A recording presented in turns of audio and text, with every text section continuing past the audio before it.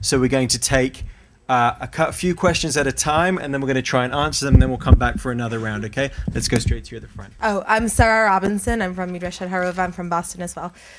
This is for you, Aviva. You were mentioning just before that you think that the BDS is at its height.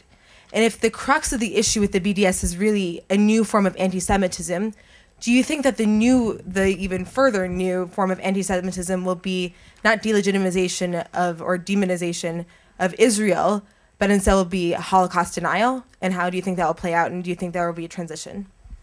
Thank you. We're going to come back to it in just a moment. Yes. Hi, I'm Nomi. This is a question for Daphna. Under your definition of delegitimization, you said that criticizing Israel's policies, no matter how harsh, is not delegitimization. So my question is, there's a lot of problematic policies which are brought into the sphere of delegitimizing Israel. For example, Foreign Minister Avigdor Lieberman's call for all citizens to swear oaths of loyalty. So that is problematic in itself because that can be brought forward as a racist, potentially racist policy. So how do we respond to that on campus? Thank you. We'll take one more in this round, and then we will come back. While you're walking, I'm going to ask a question from our online audience. This comes from Sam on the live chat. How do you, the panel, address American progressive Jews to whom their liberal viewpoint is their new religion? That's the question from Sam, and I'll come to you at the front. Yeah. Another question from Sam. My name is Sam as well. Former student, and I'm currently in the Army. Close friend, hopefully, will continue to be of Yoav and his families. My question is, listening to all the speakers, it's really a question to everyone. I was a student in Israel 5 years ago, and I attended many panels like this, actually, and I was really struck by, it all sounds so similar. It all sounds so similar, the 3Ds. It all sounds so similar, the BDS, or I think at that time there was a different organization that was catching everyone's attention. And I was really struck with, and the reason I asked my question is I know from being somewhat of an activist on campus that the campus dynamic is so fluid. It's like a river. It's always flowing. Students are always moving in. Students are always leaving. Students are always graduating. And I think a student on campus is struck by, I'm only going to be here for maximum 2-3 years. What are the signs of progress? How have things changed from 5 years ago? When I leave in 3 years, how am I going to have made a difference? And, you know, sort of this general sense of, okay, things have changed from 1975, but where are things going since 5 years ago, and what can I see will happen in the next 5 years? Thank you. Let's head to that last question first, and I'll ask Daphna. Let's see if we can join these two questions together. Thank you. With the campus dynamic so fluid, how do we judge success? And also I'll refer you to the previous question as well. With problematic policy, Israeli policies, and was Naomi brought up at the front here. She has a problem with the oath of allegiance of Avigdor Lieberman. How do students overcome that in the dynamic on campus? Okay. So I'll start with Sam too. I think that what we're seeing different on campuses today are a lot of resources, real mobilizations, and the beginning of kind of a common language. I think it's actually positive that a lot of us kind of sound like we're saying the same thing. We're talking about the same actors. We're using similar language. This is kind of the infrastructure through which you can start to build something that relies on more than individual efforts. And Aviva talked about efforts of the Ministry of Foreign Affairs. There's a consciousness, there are mobilizations, there are resources. People are aware that the campus is such a pivotal arena in this dynamic. So I think what's changed is you're less and less alone. The responses are less and less local and isolated from each other, and there is a much wider pool of similar activity that can kind of manifest synergistically. The question about problematic Israeli policies is a very, very serious and recurring question, and understandably so.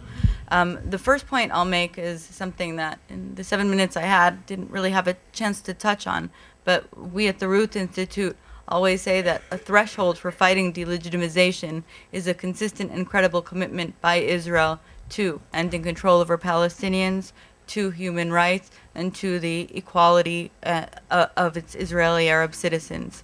And obviously, we've heard talk before, Israel is very, very far from perfect.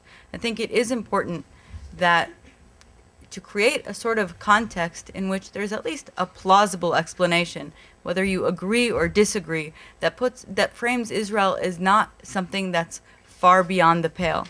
I mean, there are definitely arguable aspects. There are definitely things to work on, but it's this framing of something that's so far out of the ordinary, it's so far out of the grasp of reasonable behavior that it can't possibly be explained, that seems to kind of cross a line. But speaking of lines, it is very important that, you know, with criticism of Israeli policy, the way that we respond to it is to substantively engage.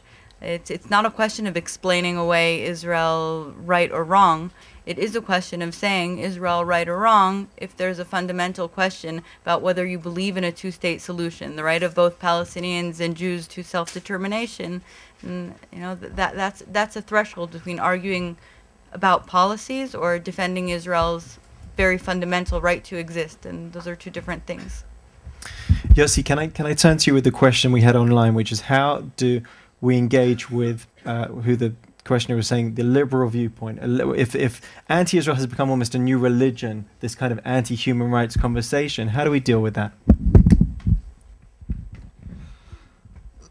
One key way of speaking about Israel on campus is to contextualize, because what the anti-Israel forces do is state certain facts or half facts out of context. So, for example, the apartheid wall is never presented in the context of why Israel built it in the first place. One of the, I think, most effective weapons that we've had was our ability to cite the Israeli offers for a two-state solution. And here the year 2000 was absolutely a critical turning point in our own self-empowerment. It reminded Israelis that we actually have a case, and we were able to project that certainty outward. We reclaimed something of our own sense of the justness of our position.